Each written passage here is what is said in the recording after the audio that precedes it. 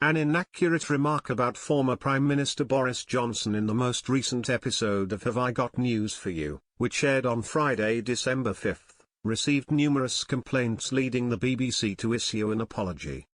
Taking to the corrections and clarifications section of their website, they penned the official mea culpa on December 9. A panelist, in responding to a question about Reform UK, stated that an individual who had recently made a multi-million-pound donation to Reform UK had previously made a substantial donation to Boris Johnson, and that later Boris Johnson gave him an £80 million defence contract, allegedly, the statement read.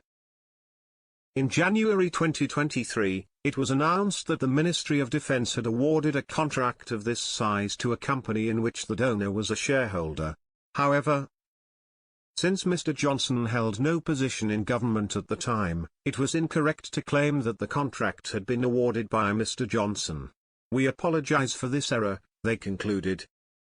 The offending episode was presented by mathematician, author and broadcaster Professor Hannah Fry, and featured panellists retired Vicar Richard Coles and comedian Finlay Christie alongside team captains Ian Hislop and Paul Merton. The broadcaster needs to receive at least 100 complaints about an issue before they publicly post an apology. This latest error comes just 2 months after another mistake saw an episode briefly pulled from the iPlayer for editing after presenter Victoria Coren Mitchell made a huge error regarding Labour's plans to introduce digital ID cards. The Only Connect host anchored the October 3 episode, and in one segment, she asked the teams who would benefit from Keir Starmer's decision to introduce the ID scheme, before telling them, "I was thinking of the company Multiverse, who has been chosen to run the digital ID cards scheme." She said the company was founded by Tony Blair's son Ewan, joking, "That's a happy coincidence, isn't it?"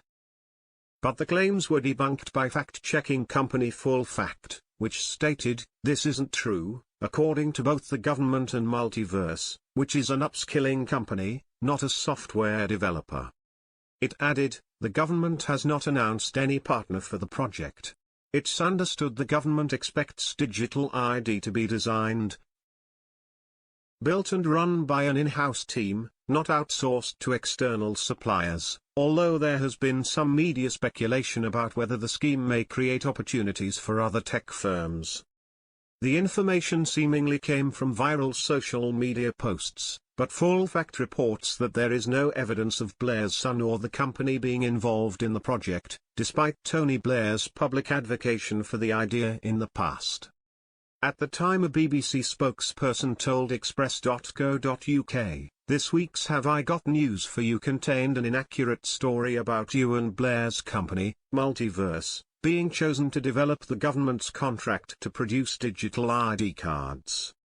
Multiverse is not a software developer and there is no evidence of any involvement in the proposed digital ID scheme, therefore we have taken the episode off BBC iPlayer while we edit the relevant section out.